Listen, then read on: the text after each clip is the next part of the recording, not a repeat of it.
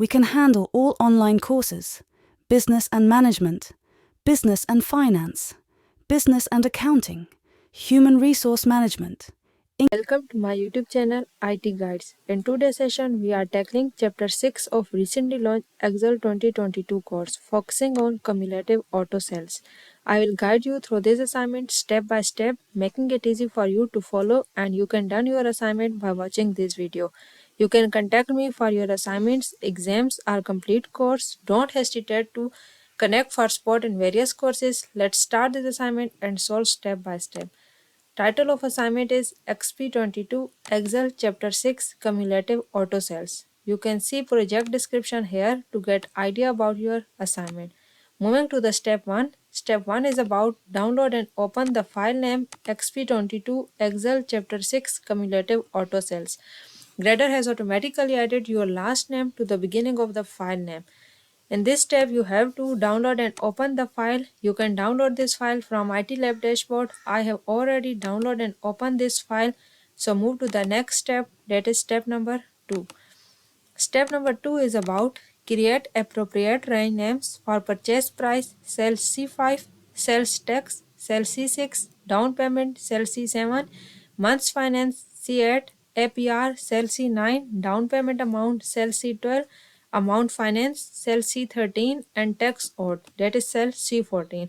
Create the range names using the create from selection method using the values in the left column. Basically, in this step, we have to create an appropriate range name for these cells that are given in the question. We can create the range names by using the selection method, in which we can use left column, values in the left column. Go to the Excel worksheet. Here we have to create the range names for the cell C5.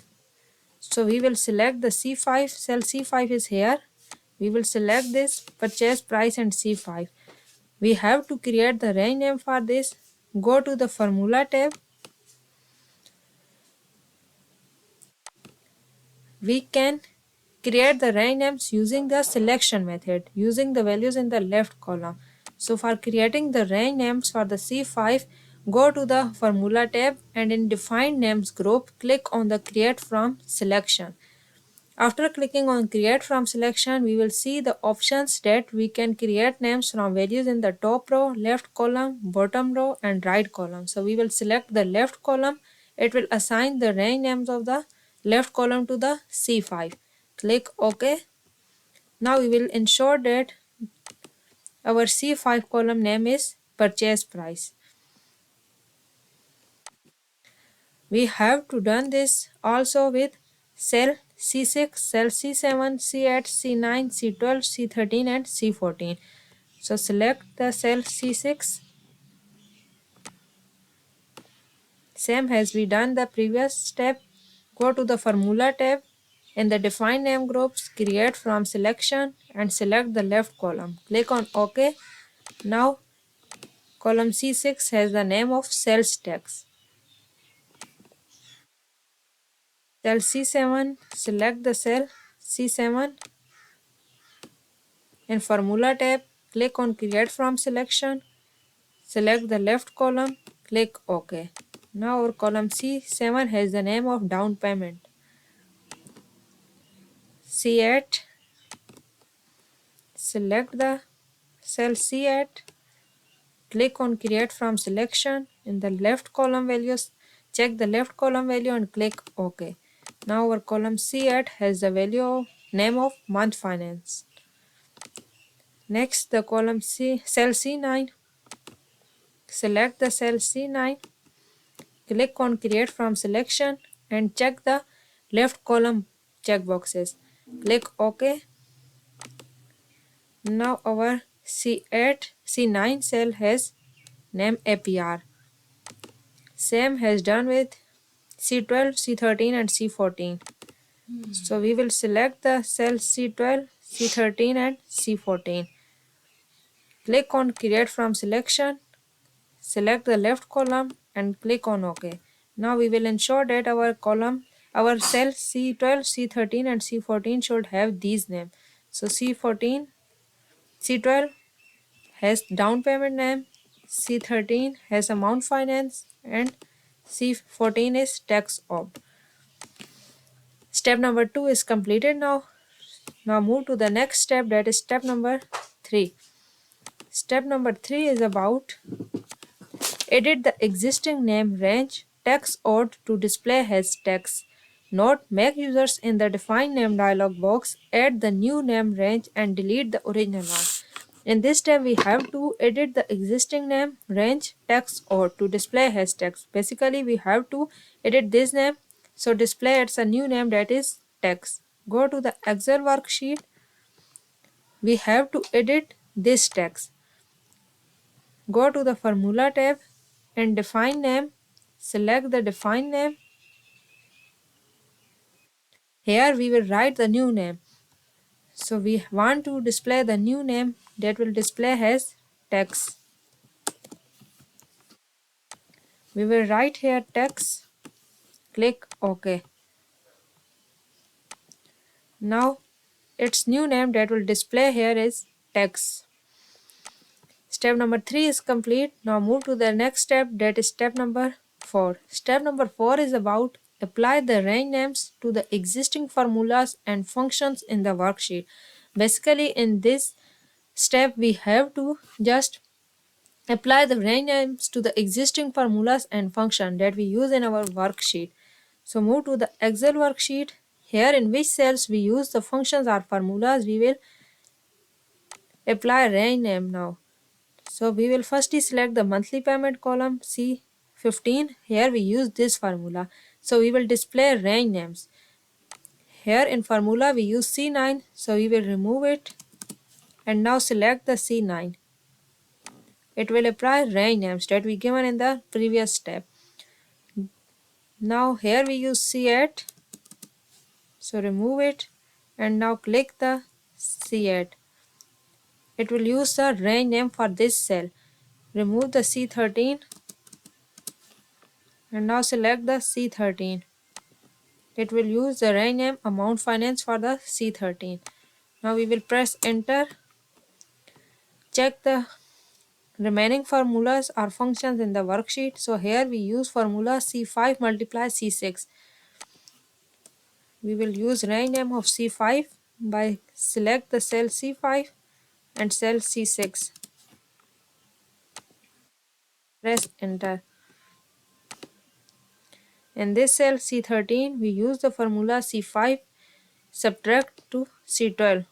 We will select the C5 and then select C12. Press enter. Here we use the formula for down payment amount, that is C5 multiply C7. So select the C5 and multiply it with C7. Press enter. So now our formulas and functions that are used in our worksheet is replaced with range names.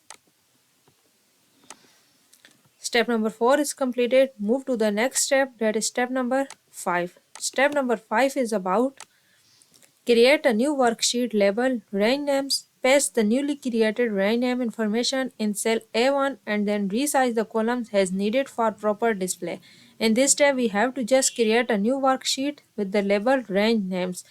We have to paste the newly created range name information in cell A1 and then resize the columns as we need to display it properly. Go to the Excel worksheet. We have to create a new worksheet. So we will click here for creating a new worksheet. It will add a new worksheet with the name sheet 1. We have to write a label for it, range names. So we will rename the sheet 1. Do right click on it and click the rename. Write range names for sheet name. Paste the newly created range name information in cell A1. Here we have to paste the newly created range name. In the formula tab, go to the formula tab and click on the use in formula. In define names groups, click on use in formula. Then we will select the paste names. Here it will give the paste list. Now click on the paste list. It will paste the list of the data. Now we have to resize the columns as needed for displaying properly. So we will resize the column so that it display properly. Move to the next step, that is step number 6. Step number 6 is about use goal seek to determine the optimal purchase price to reach a $500 monthly payment with all other variables remaining unchanged. In this step, we have to just use goal seek to determine the optimal purchase price to reach $500 monthly payment with all other variables remaining unchanged. Go to the Excel worksheet. Here we have to use Here firstly we will ensure that our finance worksheet should be active. In this worksheet we have to apply goal seek. Go to the data tab. In data tab, in forecast group, go to what if analysis.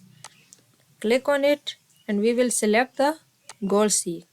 For applying goal seek, we have to use the goal seek to determine the optimal purchase price to reach 500 monthly payment. So our setting cell is monthly payment. Here in set cell we will select our monthly payment cell to value 500. Value that is given, it is 500, and by changing the cell is optimal purchase price. So by changing the cell is purchase price. Click OK. It will apply the goal seek to this. Step number 6 is complete. Now move to the next step, that is step number 7. Step number 7 is about start in cell E5. Complete the series of substitution values ranging from $20,000 to $75,000 at increment of $5,000 vertically down column E. Apply comma style format to the range E5 to E16 with 2 decimal points and preserve the thick bottom border on row 16. In this step, we have to just start in cell E5 and complete the series of substitution values starting from 20,000 and doing increment of 5,000. Stop value is 75,000 and we have to fill the column vertically down. Then apply the comma style to format it the range E5 to E16 and set its decimal points to 2 decimal points. Then we have to ensure that it's preserve the thick bottom border on row 16. Go to the Excel worksheet. In cell E5, we have to start from $20,000. We will write here 20,000. After writing this, select this cell, that is cell E5. Go to the Home tab. In Home tab, go to the Editing group. From Editing group, we will click on Fill and select the series. After selecting the series, we will write here our increment values and here our stop value. Increment value is $5,000. So we will write here our step value. First of all, we have to fill down the vertically down column E. So we will select the column. Now we have to write step values, means increment values. So we will write here 5,000 and then our stop value is $75,000. Click OK. It will complete our series from E5 to E16 that start with 20,000 and have an increment of 5,000 and stop on 75,000. Now we have to formatting the range E5 to E16 with comma style. So we will select this range. Go to the Excel worksheet and select this range. After selecting this range, we will have to format this data with comma style. So from here, we will apply the comma style and set the 2 decimal places. Click OK. After clicking OK, now our this data is formatting with comma style and 2 decimal places. Now we have to preserve the thick bottom border on row 16. So we will select this cell and in the font group we will select the thick bottom border. Now move to the next step, that is step number 8. And step number 8 is about enter references to the down payment amount, tax owed, and monthly payment. Cell F4, G4, and H4 in the correct location for a one variable data table. Use range names where indicated. In this step, we have to just enter the references for the down payment amount, tax owed, and monthly payment that is located in cell F4, G4, and H4 in the correct location for one variable data table. So go to the Excel worksheet. In cell F4, G4, and H4 we have to enter the references. In F4 we have to enter the reference for the down payment amount. So we will write here equal and select this down payment amount. Press enter. Now in cell G4 we have to enter the tax owed. Select the cell G4. We will write equal and select the tax owed. Press enter. In cell H4, we have to enter the monthly payment. So we will select the cell H4 and click the monthly payment. Press enter. Now we have to enter the references for these values in cell F4, G4, and H4. Step number 8 is completed now. Move to the next step, that is step number 9. Step number 9 is about complete the one variable data table and format the results with comma style with no decimal places. Basically, in this step, we have to complete the one variable data table and then format it with comma style having no decimal places. Go to the Excel worksheet again. We will complete this data table. Select this data. For completing one variable data table, go to the data tab. In forecast group, select the what if analysis. Here we will select the data table. For completing the data table of one variable, we will select the column input cells and here we will write our purchase price that is stored in cell C5. Click OK. Now our one variable data table is completed. After completing the one variable data table, we have to format it with result comma style having no decimal places. Go to the Excel worksheet. We will select the result of this data and format it with comma decimal places. So go to the home tab. In number group, we will select the comma style and also set no decimal places. So we will check here that our decimal places should be 0. We will decrease it from 2 to 0. Now our one variable data table will look like this after applying the comma style and having 0 decimal places. Move to the next step, that is step number 10. Step number 10 is about apply custom number formats to cell F4 to H4 that displays the text down payment in cell F4, text in G4, and monthly PMT, monthly payment in cell H4. Bold and center the headings and substitution values. In this step, we have to just apply the custom number format to cell F4 and H4 and display the text down payment in cell F4, and in G4 we have to display text. In cell H4 we have to display monthly payment. Then we will bold it and center the headings. Go to the Excel worksheet. Here in cell F4, G4 and H4 we have to apply the custom number format. So in cell F4 we want to display the text that is down payment. So we will select this text. After selecting this text, go to the Excel worksheet. Select the cell F4. We will go into the home tab and number group. Here we will select the custom.